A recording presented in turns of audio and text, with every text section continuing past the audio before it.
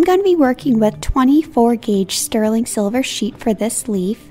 And what I'm going to first do is just take a Sharpie and sketch the shape of the leaf on the silver sheet.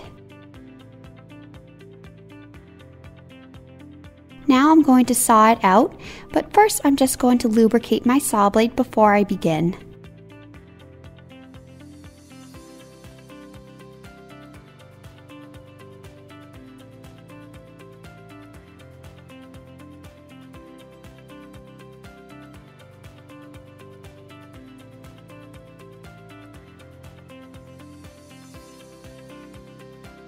Now I'm just going to use a sanding drum to clean up the edges and fine-tune the shape of the leaf.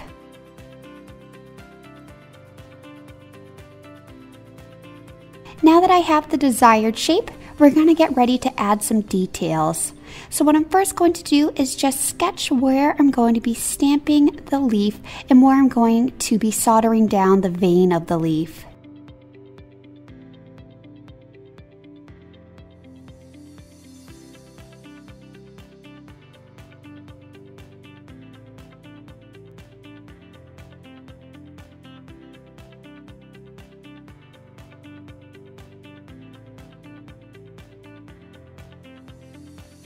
Now I'm going to be using these line stamps to stamp the details into the silver leaf, and I'm going to be using a ball peen hammer to do this.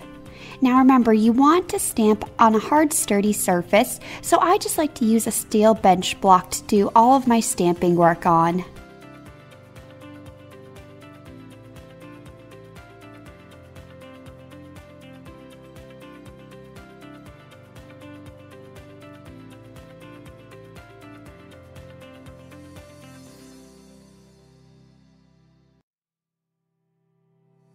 Now that the leaf is all stamped, we can get ready to file the edges. I'm just going to be using a simple needle file to do this, and I'm just going to file along those stamped lines that I made.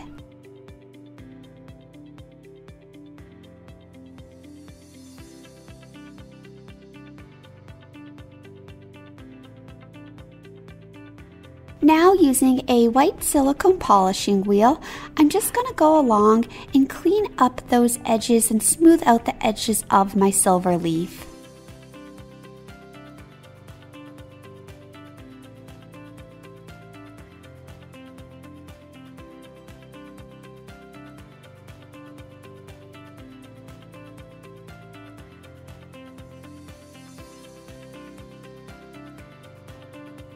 Now I'm going to start working on the center vein of the leaf, and I'm just going to be using 20 gauge round wire for this. All I'm going to do is just place the wire on the leaf and then make a mark with my Sharpie so I know where to trim the wire. I'm then going to use my pliers to shape and bend the wire so it takes on the proper shape of the leaf.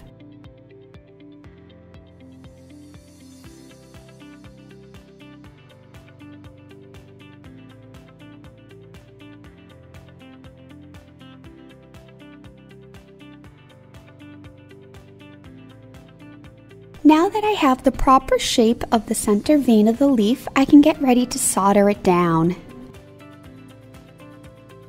I'm first going to flux my silver leaf and slowly heat it and allow the bubbles from the flux to dissipate.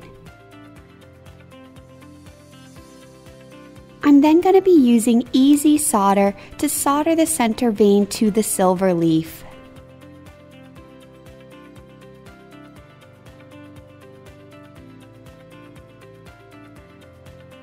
Now what I'm going to do is take that small solder chip and I want to melt it into a little ball, and then I want to gently place it on the top of the vein at one end.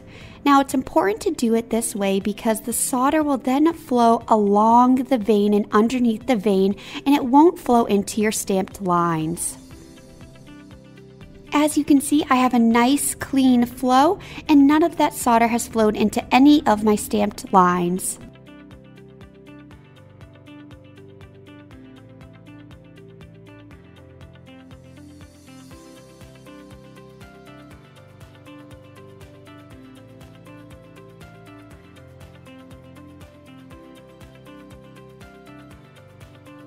Now I'm just going to use my cutting shears to trim off the excess wire from my vane.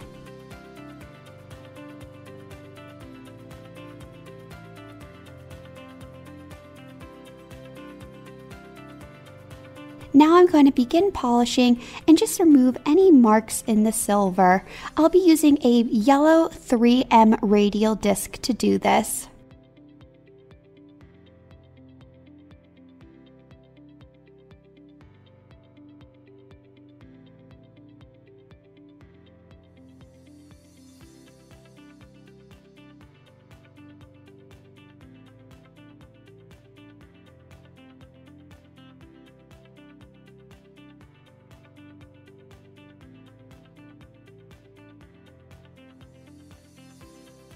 Now that my piece is nice and clean, I'm going to add a patina to it to really make those details pop.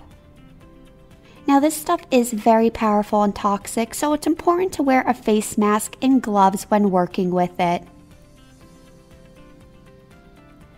Now once the piece is all oxidized, I'm going to put it into a neutralizing bath, which is just made up of baking soda and water. Now that my piece is fully oxidized, I'm going to remove the excess patina. And you can do this one of two ways. You can either use a blue 3M radial disc with your rotary tool and just gently remove the patina that way.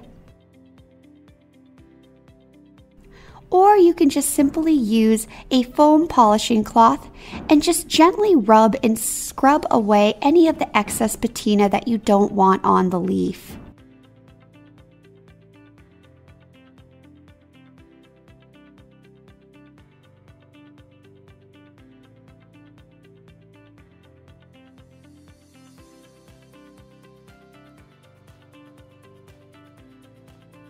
Now that my piece is all polished, you can simply leave it as is, or you can use a dapping block and give it some three-dimensional shape by doming your silver leaf.